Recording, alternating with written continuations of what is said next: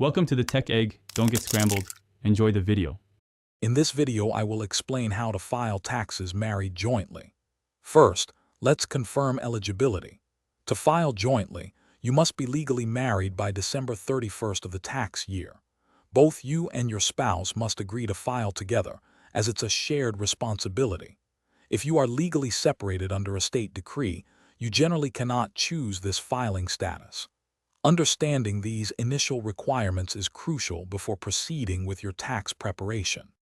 Filing jointly often brings several advantages for married couples.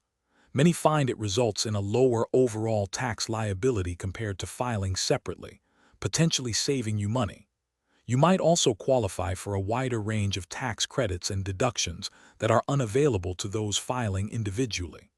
Furthermore, for many, combining incomes and expenses into one return can significantly simplify the tax preparation process, making it less complex.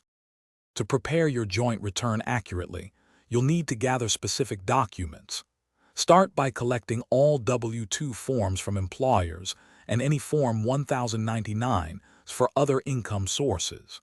Don't forget records for potential deductions, such as mortgage interest statements or charitable contributions. Crucially, ensure you have both your and your spouse's social security numbers handy. Having everything organized beforehand will streamline the entire filing process. Once you have all your information, it's time to file.